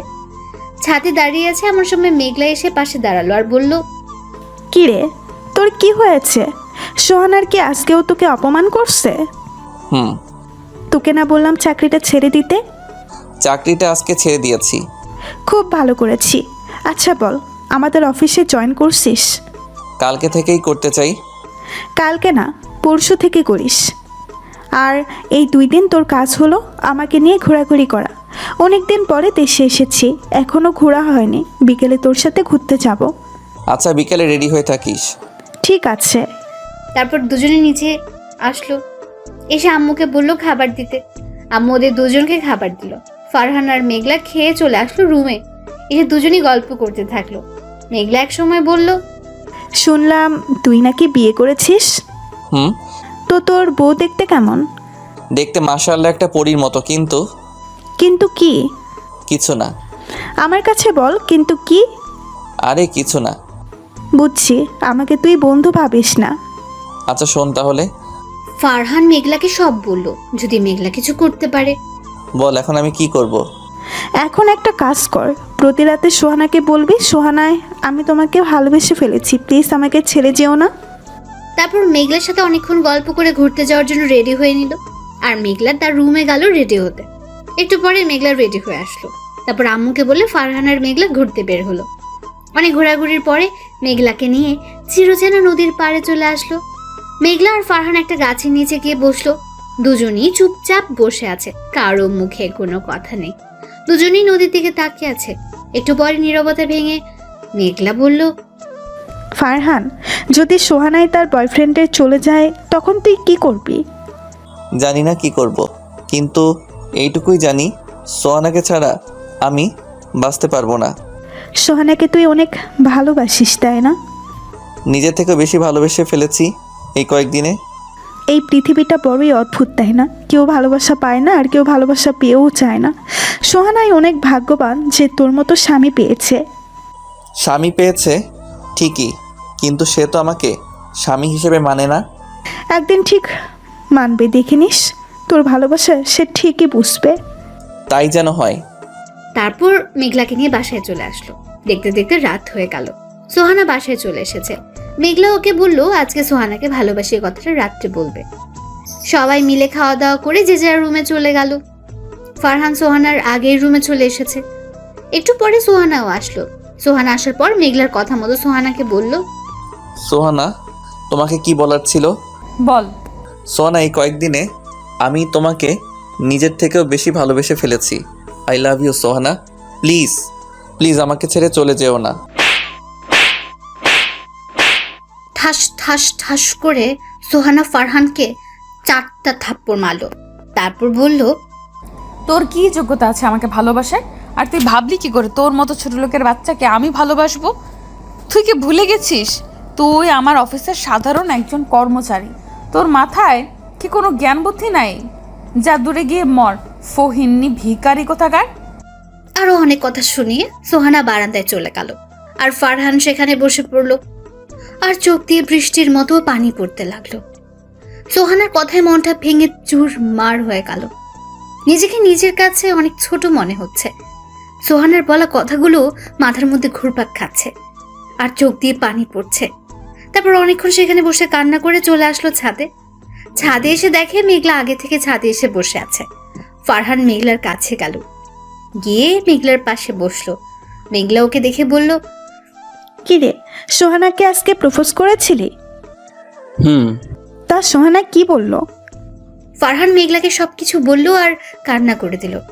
তারপর মেঘলা বলল, আরে পাগল, তুই কান্না করতেছিস কেন? আমাদের প্ল্যানের কথা কি ভুলে গেলি? না রে, ভুলে যাইনি, কিন্তু সোহানার বলা কথাগুলোতে অনেক কষ্ট হচ্ছে। কিছু পেতে হলে কিছু কষ্ট করতেই হয়, বুঝছিস? হুম। তারপর মেঘলার সাথে আরো কথা বলে চলে আসলো রুমে। এসে সোফাতে শুয়ে পড়লো। সকালে ঘুম থেকে উঠতে মেঘলা এসে বলল তাকে নিয়ে ঘুরতে যেতে হবে। ফারহান প্রথমে রাজি হয়নি, কিন্তু পরে রাজি হতেই হয়েছে। মেঘলার সাথে ঘুরতে ঘুরতে দিনটা কেটে গেল। রাতে কালকের মতো আজকেও প্রপোজ করলো। তারপর আর কি, কালকের মতো থাপ্পড় আর অপমান করলো। ফারহান সবকিছু মুখ বুজে সহ্য করে নিল। তারপর একটু কান্না করে সোফায় ঘুমিয়ে গেল। আর সোহানা নীলের সাথে কথা বলতে লাগলো। পরের দিন সকালে তাড়াতাড়ি উঠে ফ্রেশ হয়ে নাস্তা করে মেঘলাকে নিয়ে তাদের অফিসে গেল।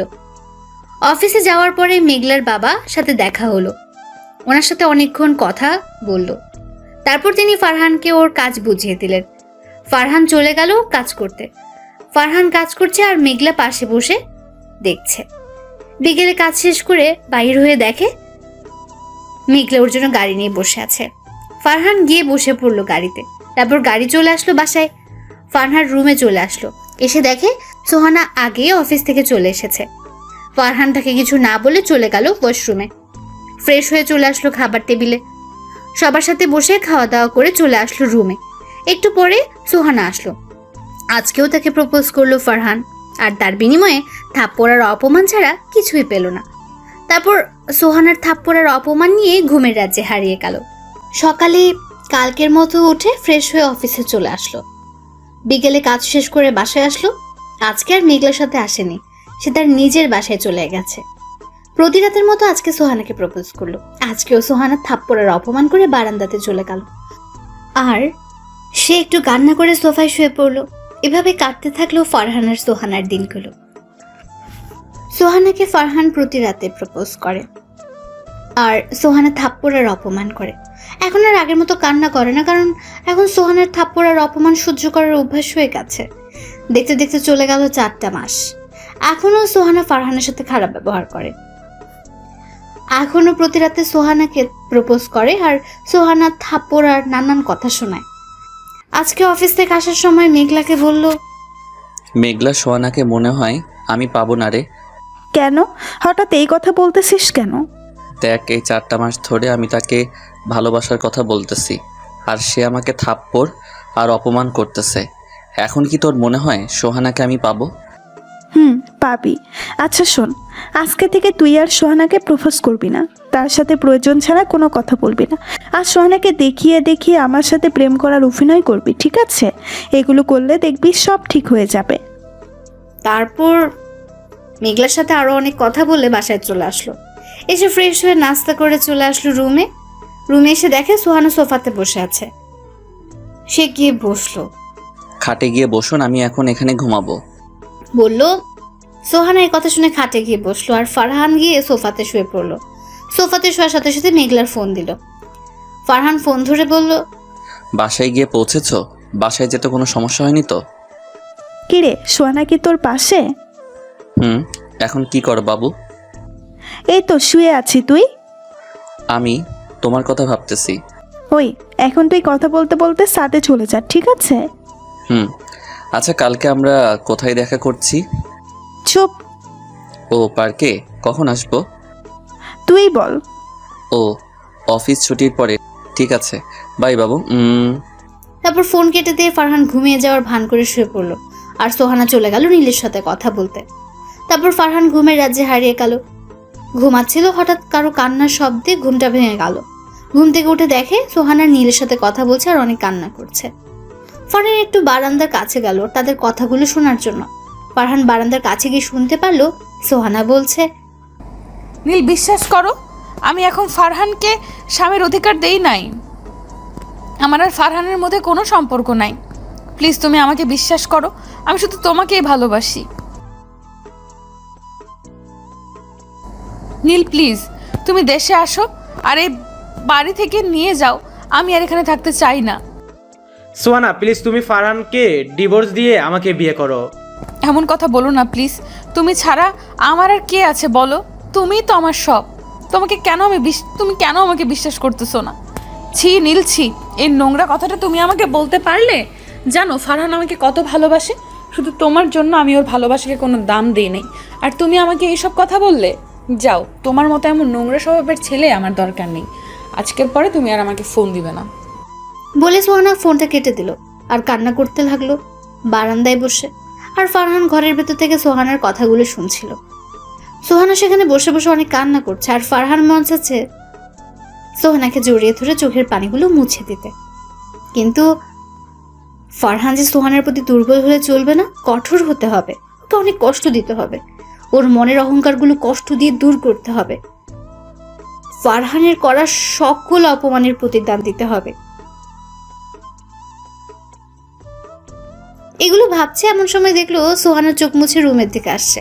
ফারহান তাড়াতাড়ি গিয়ে সোফাতে শুয়ে পড়লো আর ঘুমের ভান ধরে লাগলো। সোহানা রুমে এসে ফারহানের পায়ে ধরে মাফ চাইতে থাকলো আর বলতে লাগলো, ফারহান, তুমি আমাকে মাফ করে দাও। আমি তোমার ভালোবাসা না বুঝে দিনের পর দিন তোমাকে অপমান করেছি, অনেক থাপ্পড় মেরেছি। প্লিজ তুমি আমাকে মাফ করে দাও। আজকে থেকে তোমার সব কথা আমি শুনবো। তুমি যেভাবে চলতে বলবে সেইভাবেই চলবো। তোমাকে আর কখনো আমি অপমান করব না, থাপ্পড় দেব না। প্লিজ তুমি আমাকে তোমার করে নাও। জানো ফারহান, আজকে আমাকে নীল অবিশ্বাস করেছে। সে বলেছে আমি নাকি একটা নষ্ট মেয়ে। এই কথাটা বলেই সোহানা কান্না করে দিল আর ফারহান ঘুমের ভান ধরে সবকিছু শুনতে লাগলো।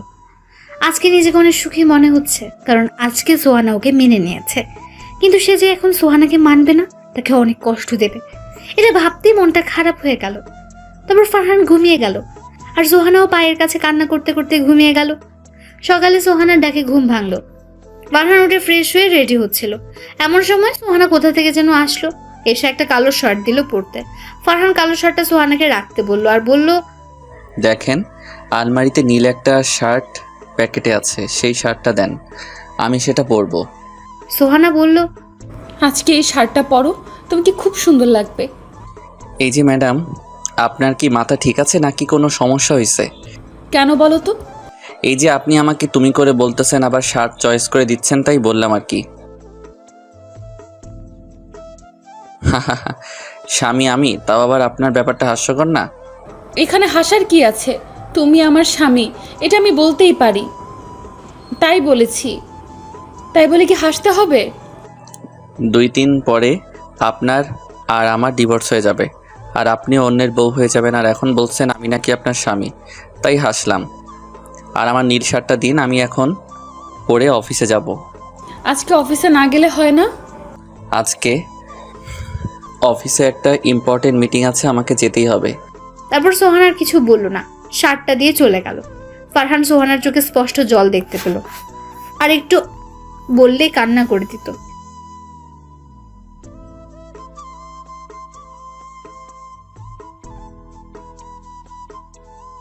কি রে, কি অবস্থা? এই তো ভালো, তোর? এই তো আছি একরকম। আচ্ছা, কালকের ওষুধে কি কাজ হয়েছে? একটু হয়েছে। আচ্ছা, আজকে কি অফিস ছুটির পরে সত্যি সত্যি পার্কে যাবি? হুম। তারপর মেঘলার সাথে আরো অনেক কথা কাজ করতে থাকলো। কাজ করতে করতে দুপুর গিয়ে বিকেল হয়ে গেল। মেঘলা ফারহানকে নিয়ে রিক্সা করে চলে আসলো পার্কে। আসার সময় সোহানার অফিসের সামনে দিয়ে পার্কে আসলো। আসার দেখলো সোহানা ফারহান আর মেঘলাকে রিক্সা করে আসতে দেখলো। একটু পরে দেখলো সোহানা ওদের পিছু নিয়েছে। ফারহান আর মেঘলা পার্কে চলে আসলো। এসে একটা কোণাতে একটা বেঞ্চে গিয়ে ফারহান আর মেঘলা বসলো। একটু পরে দেখলো সোহানা ওদের ফলো করতে করতে এখানে চলে এসেছে। ফারহান সোহানায় এসে পড়েছে, অভিনয় শুরু করে দে। ঠিক আছে, সোহানার কাছে আসলে তুই কথা বল, শুরু করে দিবি। ঠিক আছে। সোহানা এসে ওদের পেছনের একটা বেঞ্চে বসলো।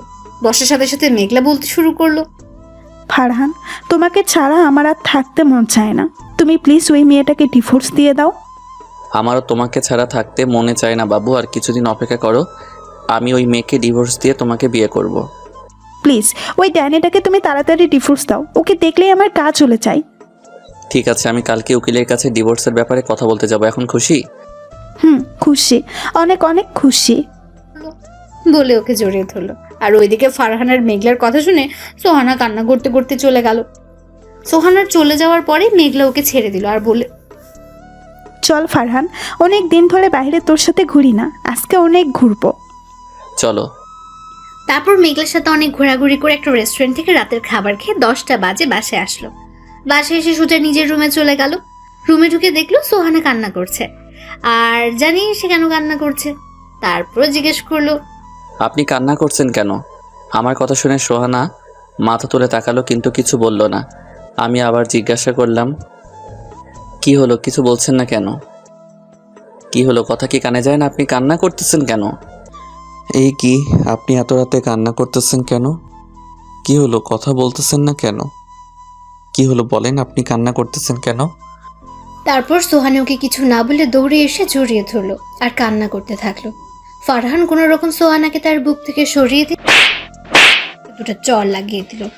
সমস্যা কি আপনার, কি করছেন?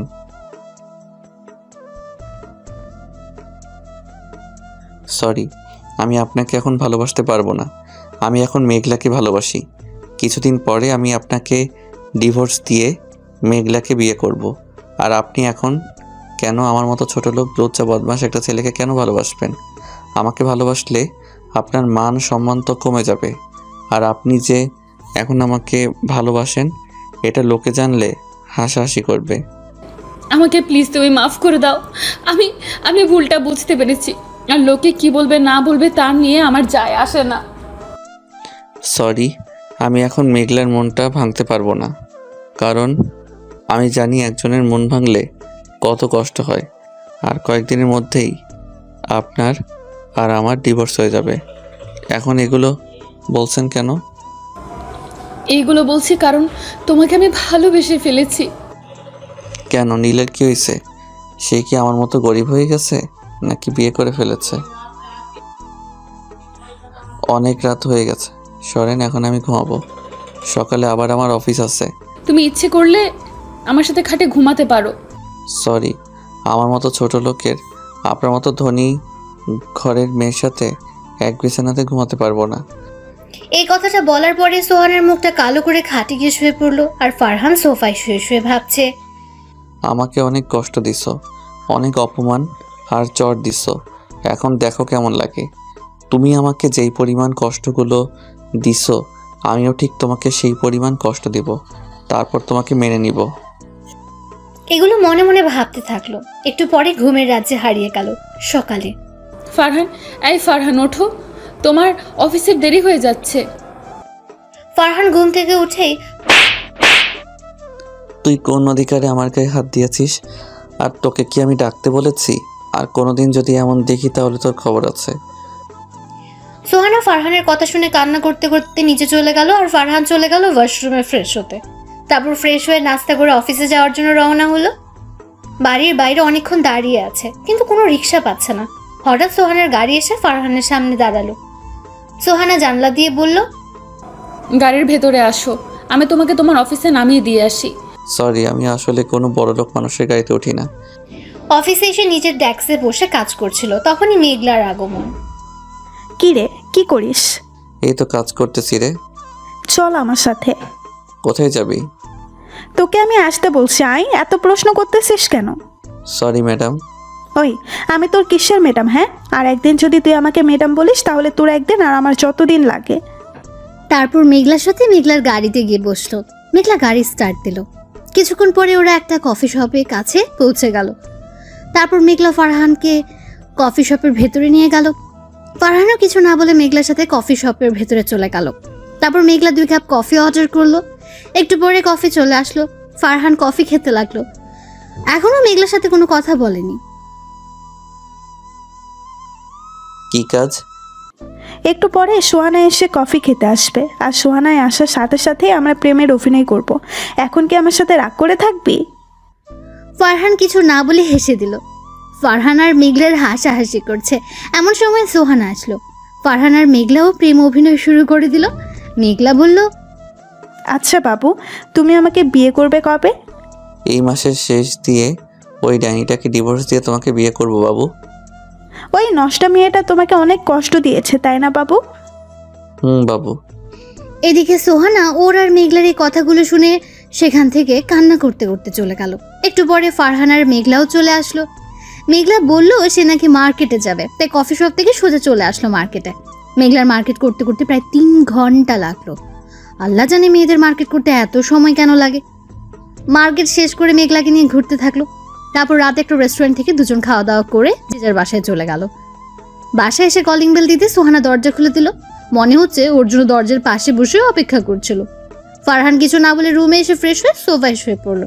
একটু পরে সোহানা রুমে আসলো আর বলল, অফিস তো ছুটি হয়েছে সেই সন্ধ্যায়, তুমি এখন বাড়ি ফিরলে কেন? অবশ্যই আমাকে দিতে হবে। ঠাস ঠাস করে সোহানাকে 2টা থাপ্পড় দিয়ে বলল, শোন, আমি তোর কাছে কৈফিয়ত দিতে বাধ্য নই, আর কখনো আমার কাছে কোনো কিছুর কৈফিয়ত জানতে আসবি না। যদি আসিস তাহলে আজকের থেকে বেশি জোরে মাইর খাবি, কথাটা যেন মাথায় থাকে। আর তুই যে সময় অনেক দেরি করে বাসায় ফিরতি, তখন কি আমি তোর কাছ থেকে কৈফিয়ত চাইতাম? কখনোই চাইতাম না। সো তুইও আমার কাছে কোনো কৈফিয়ত চাবি না। আর মাকে বলিস আমি বাড়ির থেকে খেয়ে এসেছি। সোহানা মাথাটা ঝুলিয়ে হ্যাঁ বলল। তারপর ফারহান ঘুমিয়ে গেল। এভাবেই চলছিল দিনকাল। ফারহান সোহানাকে আগের থেকে আরো বেশি কষ্ট আর অপমান করে আর থাপ্পড়ও দেয়। দেখতে দেখতে 5 মাস 20 দিন শেষ হয়ে গেল, আর বাকি আছে মাত্র 10 দিন। ফারহান আর সোহানা ডিভোর্স হয়ে যাবে এরপর। এটা ভাবতে মনের মধ্যে ব্যথা অনুভব করতে থাকলো। মনে হচ্ছে কেউ ওর কলিজা আর মনের মাঝখানে হাতুড়ে দিয়ে পেটাচ্ছে। ভাবলো এই 10টা দিন সোহানাকে অনেক কষ্ট দেবে, তারপর সোহানাকে আপন করে নেবে। যেই ভাবনা সেই কাজ। আজকে মেঘলাকে বাড়িতে নিয়ে আসলো। ফারহান আর মেঘলা প্রেমের অভিনয় করবে তা দেখে সোহানা কষ্ট পাবে, তার জন্য মেঘলাকে বাড়িতে নিয়ে আসা। কারণ হলো কোনো মেয়ে তার স্বামীকে অন্য কোনো মেয়ের সাথে দেখতে পারবে না।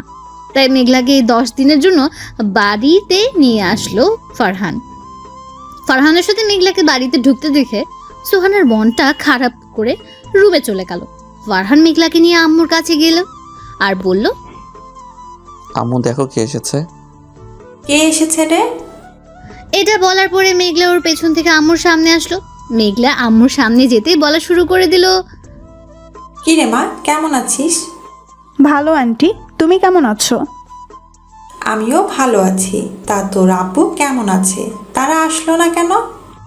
তারাও ভালো আছে, আর তারা আজকে দেশের বাইরে যাচ্ছে 10 দিনের জন্য, তাই আসছে না। ও, তুই তাহলে বস, আমি তোর জন্য কিছু খাবার নিয়ে আসি। আরে আন্টি, কিছু আনতে হবে না, আমি খেয়ে এসেছি এখানে। আম্মু শোনো। হ্যাঁ বল, শুনছি। আম্মু আঙ্কেল দেশের বাইরে যাবেন, তাই মেঘলাই আমাদের বাসাতে 10 দিন থাকবে। তা তো থাকবেই, তুই না বললেও আমি মেঘলাকে এই 10 দিনের জন্য এই বাসায় রেখে দিতাম। তারপর মেঘলা আর আম্মু কথা বলতে থাকলো। ফারহান চলে আসলো ওর রুমে এসে দেখে সোহানা বিছনাতে শুয়ে ফুপিয়ে ফুপিয়ে কান্না করছে। সোহানাকে কান্না করতে দেখে ফারহানের অনেক কষ্ট হচ্ছিল। মনটা চাচ্ছিল সোহানাকে শক্ত করে জড়িয়ে ধরে ওর চোখের পানিগুলো মুছে দিতে। মন চাচ্ছিল সোহানাকে বুকে জড়িয়ে তার কপালে একটা ভালোবাসার পরশ এঁকে দিতে, কিন্তু এগুলো করলো না। ফারহান রুমে ঢুকে ধমক দিয়ে সোহানাকে বলল, কি হয়েছে, এমন ঢং করছেন কেন? মেঘলাকে তুমি কেন এই বাড়িতে নিয়ে এসেছো? আজ বাদে কাল আমি মেঘলাকে বিয়ে করব, তাই নিয়ে এসেছি। আচ্ছা, মেঘলাকে নিয়ে আসাতে তোমার কোনো সমস্যা হচ্ছে?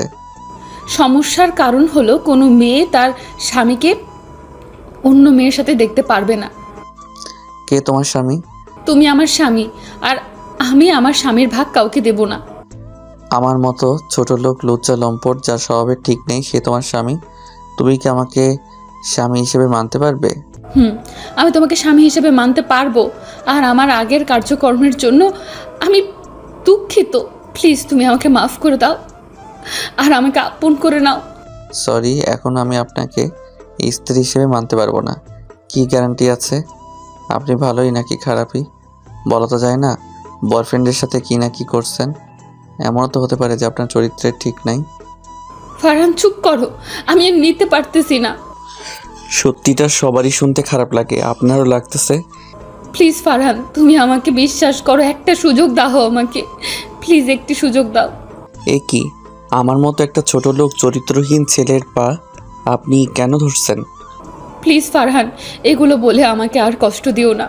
আমি আমার ভুলটা বুঝতে পেরেছি, এখন তুমি আমাকে ক্ষমা করে দাও। আমি কাউকে ক্ষমা করতে পারবো না। আমি ক্ষমা করার মালিক না। ক্ষমা যদি চাইতেই হয় তাহলে আল্লাহর কাছে চান, আমার কাছে না। এটা বলে ফারহান সেখান থেকে চলে আসলো। যদি এখন না চলে আসতো তাহলে হয়তো এখনই সোহানাকে আপন করে নিতে হতো, কারণ সোহানার চোখের জল ফারহান সহ্য করতে পারে না। রুম থেকে বের হতে দেখে রুমে দরজার পাশে মেঘলা দাঁড়িয়ে আছে। ফারহান মেঘলাকে দেখে বলল, কিরে, তুই এখানে দাঁড়িয়ে আছিস কেন? তোকে ডাকতে এসেছিলাম, এসে দেখি তুই আর সোহানাই কথা বলতেছিস, তাই আর ভেতরে যাই নাই। আচ্ছা, এখন আমার সাথে আমার রুমে চল। তারপর মেঘলার সাথে রুমে গেল, গিয়ে ওর কাছে বসলো। ফারহান বসতে মেঘলা বলল, ফারহান অনেক কষ্ট দিয়েছিল সোহানাকে, এখন তো সোহানাকে মেনে নেওয়া উচিত। আমিও সেটাই ভাবতেছি, সোহানাকে মেনে নিব নাকি আরও কষ্ট দিব। অনেক তো কষ্ট দিলি, এবার মেয়েটাকে মেনে নে, সে তো তার ভুল বুঝতে পেরেছে। এই 10টা দিন কষ্ট দিয়ে নিই, তারপর মেনে নিব। তার আগে যদি মেঘলে কিছু করে বসে তখন কি করবি? বলা তো যায় না, সোহানা যেই পরিমাণের রাগী। মেঘলার মুখে এমন একটা কথা শুনে বুকের বাম পাশটা একটু কেঁপে উঠলো। তারপর ভাবতে থাকলো যে আর সোহানাকে কষ্ট দেবে না, আর সোহানাকে অপমান করবে না, কথায় কথায় সোহানের গায়েও হাত তুলবে না, সোহানাকে কালকে আপন করে নেবে। তারপর ফারহান মেঘলার রুম থেকে চলে আসলো নিজের রুমে এসে দিল একটা ঘুম। সোহানার ডাকে ওর ঘুম ভাঙলো। ঘুম থেকে উঠে দেখে সন্ধ্যা হয়ে গেছে, তাই ফ্রেশ হয়ে চলে আসলো ছাদে দাঁড়িয়ে আকাশের দিকে তাকিয়ে ভাবতে থাকলো, বাস্তবতাটা বড়ই অদ্ভুত। এতদিন সোহানার পিছনে আমি ঘুরেছি, কিন্তু সোহানা আমাকে কোনো পাত্তা দেয়নি। আর এখন সোহানাই আমার পিছনে ঘুরতেছে, আমি তাকে কোনো পাত্তা দিচ্ছি না। আগে সে আমার সাথে খারাপ ব্যবহার করত, আর এখন আমি তার সাথে খারাপ ব্যবহার করি। এগুলো ভাবছে এমন সময় সোহানা ছাদে এসে বলল, এই সময় তুমি ছাদে কি করছো? আকাশের তারাগুলো গুনতেছিলাম। আপনি এখন ছাদে এসেছেন কেন? তোমাকে খুঁজতে এসেছিলাম। আমাকে খুঁজছেন কেন জানতে পারি? রুমে একা একা ভালো লাগছিল না, তাই ভাবলাম তোমার সাথে গল্প করব, তাই তোমাকে খুঁজতেছিলাম। আমার মতো ছোট লোক, চরিত্রহীন ছেলের সাথে আপনি কি গল্প করবেন? আর আমার মতো ছেলের তো বিশ্বাস নাই, সুযোগ পেলে আপনার ইজ্জতের উপরে হাত দিতে পারি। প্লিজ ফারহান, তুমি আমাকে মাফ করে দাও। আর আমি আমার আগের ব্যবহারের জন্য খুবই দুঃখিত, খুবই লজ্জিত। আপনাকে মাফ করব, কিন্তু আমার কিছু শর্ত আছে। যদি আপনি শর্তগুলো রাজি হন তাহলে আমি আপনাকে মেনে নিব। বলো ফারহান, কি শর্ত? আমি তোমার সব শর্ত মানতে রাজি আছি। আমার প্রথম শর্ত হলো 5 ওয়াক্ত নামাজ পড়তে হবে। দ্বিতীয় শর্ত হলো আমার বাবা মাকে নিজের বাবা মা মনে করে সেবা করতে হবে। তৃতীয় শর্ত হলো কোনো অহংকার আপনার মনে থাকতে পারবে না। আর চতুর্থ শর্ত হলো আমার অনুমতি ছাড়া কোনো পুরুষের সাথে কথা বলতে পারবেন না। এখন বলুন, আপনি কি আমার শর্তগুলো মানতে পারবেন? আমি তোমার সব শর্ত মানতে পারবো। তুমি আমাকে আপন করে নিবে তো? এই শর্তগুলো যদি ঠিকমতো পালন করতে পারেন তাহলে আমি আপনাকে মেনে নিব। ঠিক আছে, আমি তোমার সব শর্ত এখন থেকে মেনে চলবো। বলো, কতদিন এভাবে চললে তুমি আমাকে আপন করে নিবে? আমাদের ডিভোর্সের আর মাত্র 10টা দিন বাকি আছে। তুমি যদি এই 10 দিন সবগুলো শর্ত পালন করতে পারো তাহলে 10 দিন পরে আমি তোমাকে মেনে নিব। আর যদি না মানতে পারো তাহলে 10 দিন পরে আমি তোমাকে ডিভোর্স দিয়ে দিব। ঠিক আছে, এই 10 দিন আমি তোমার সবগুলো শর্ত অক্ষরে অক্ষরে পালন করব। ঠিক আছে, এখন তাহলে আমি আসি। এটা বলে সেখান থেকে খাবার খাওয়ার জন্য টেবিলে চলে আসলো। তারপর সবাই মিলে একসাথে রাতের খাবারটা খেলো। তারপর যে যার রুমে চলে আসলো। রুমে এসে সোফাতে শুয়ে পড়বে তখনই সোহানা বলল, আজকে থেকে কি আমার সাথে খাটে ঘুমানো যায় না?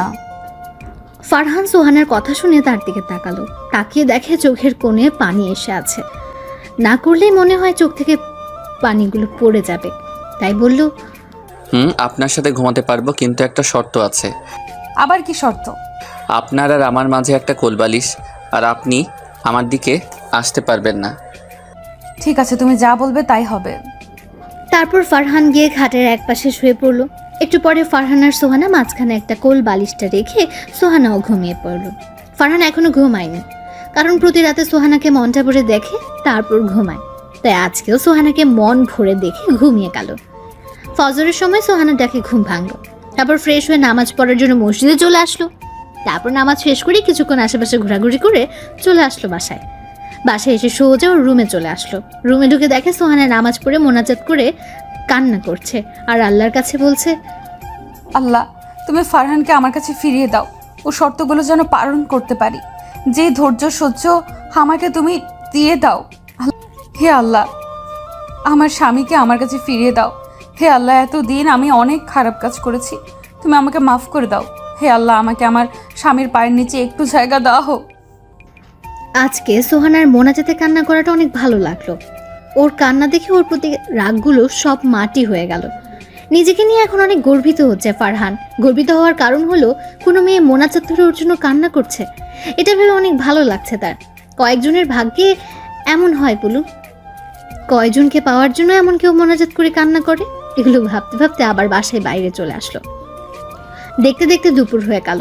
মেঘলা ওকে ফোন দিয়ে জিজ্ঞেস করলো ও কোথায়। তখন ফারহান বলল, এই রেস্টুরেন্টের সামনে আছি, তুই আয়। একটু পরে মেঘলা আসলো। তারপর মেঘলা আর ফারহান রেস্টুরেন্টে ঢুকলো। রেস্টুরেন্টে ঢুকে একটু সামনে যেতে বড় ধরনের একটা শক খেলো। শক খাওয়ার কারণ হলো ফারহানের সামনে টেবিলটিতে সোহান একটা ছেলের সাথে বসে আছে আর ছেলেটি সোহানার হাত ধরে বসে আছে। ফারহান সোহানার এইসব কাজ দেখে নিজের চোখে বিশ্বাস করতে পারছে না।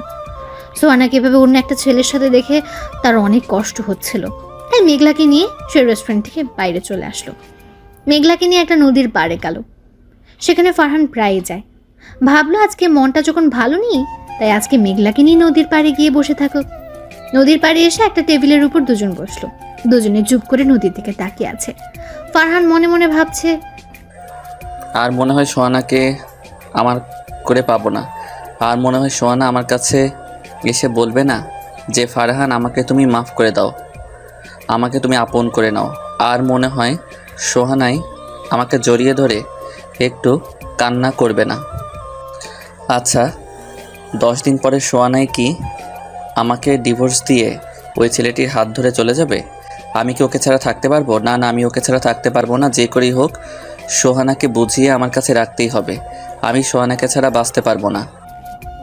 এগুলো মনে মনে ভাবছে এমন সময় মেঘলা বলল, কি রে ফারহান, তুই কান্না করতেছিস কেন? কই, আমি তো কান্না করতেছি না, মনে হয় চোখে কি যেন গেছে।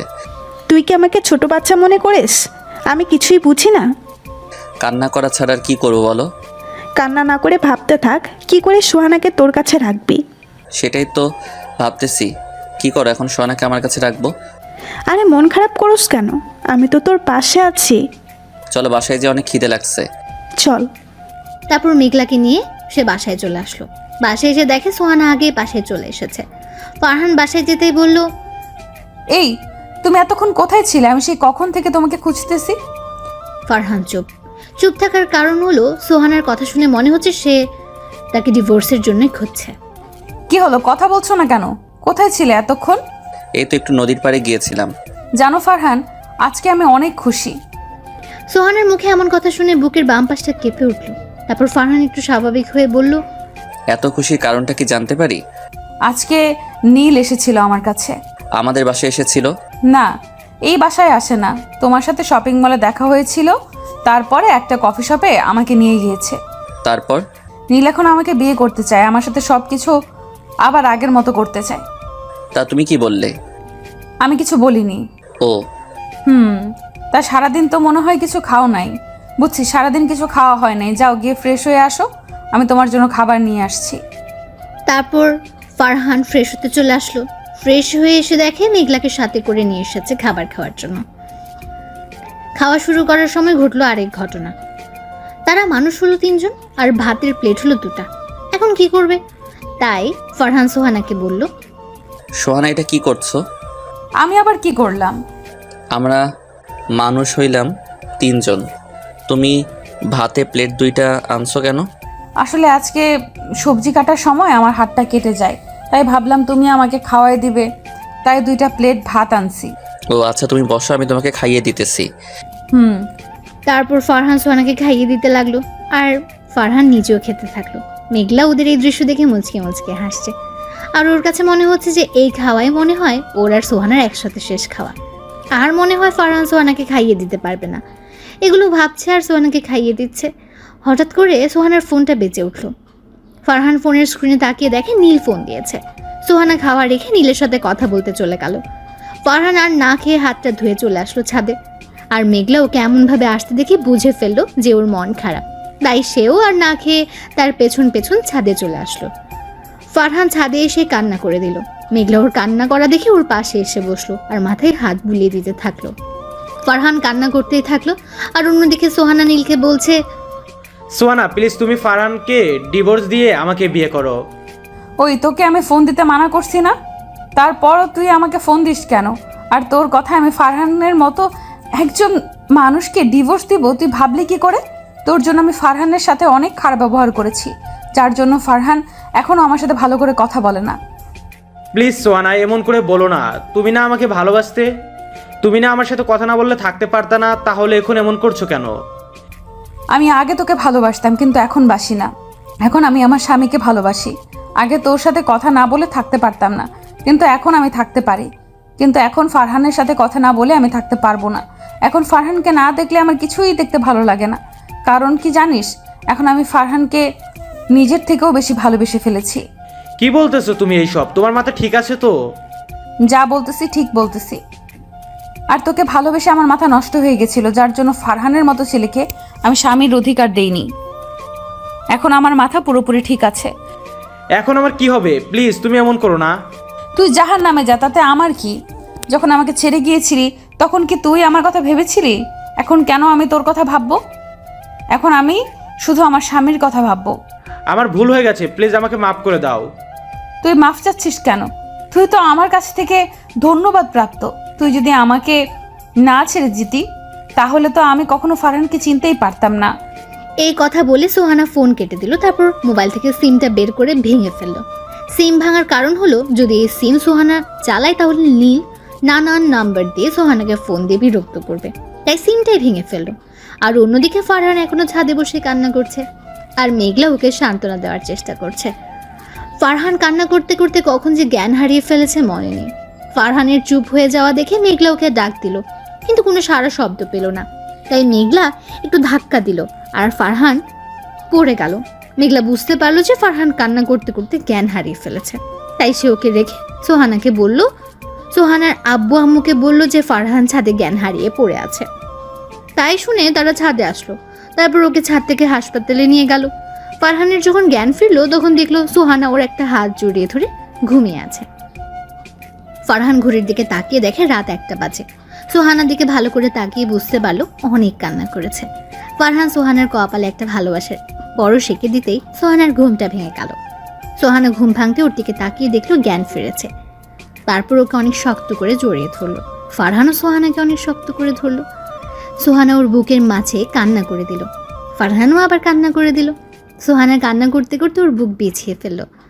তারপর ফারহান সোহানাকে বলল, এই পাগলি এমনভাবে কান্না করছো কেন? তোমার কি হয়েছিল? তুমি জ্ঞান হারিয়ে ফেলেছিলে কেন? তোমার কথা ভাবতে ভাবতে কখন যে জ্ঞান হারিয়ে ফেলেছি মনে নেই। আমি মেঘলার কাছে সব শুনেছি। তোমার আর মেঘলার মাঝে যে কোনো সম্পর্ক নেই তা মেঘলাই আমাকে বলেছে। ও, মেঘনাই তোমাকে বলে দিয়েছে? হুম।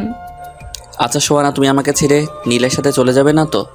জানো তুমি চলে গেলে আমি মরেই যাব। না পাগল, আমি তোমাকে ছেড়ে কখনোই নীলের কাছে যাব না, আর কখনোই তুমি মরে যাওয়ার কথাও মুখে আনবে না, মনে থাকবে? তুমি আমাকে কখনো কষ্ট দিও না, তাহলে আমিও আর মরে যাওয়ার কথা মুখে আনবো না। ঠিক আছে। পাগল। পাগলি। তারপরের দিন ওকে বাসায় আনা হলো। সারাদিন সোহানা ওর পাশেই ছিল। যখন ওর যা প্রয়োজন সব সোহানা এনে দিয়েছে। আজকে সোহানাকে পুরাই বউ বউ লাগছে। রাতে সোহানা আর ফারহান রুমে শুয়ে আছে। তখন সোহানা বলল, ফারহান, আমার না তোমার মতো একটা কিউট বেবি লাগবে। আমার মতো বেবি আনতে হলে তো তোমাকে অনেক কষ্ট করতে হবে। আমি কষ্ট করতে রাজি আছি। তাহলে বেবি আনার মিশন শুরু করা যাক। তার আগে তোমার পাঠক পাঠিকাদের বিদায় দাও।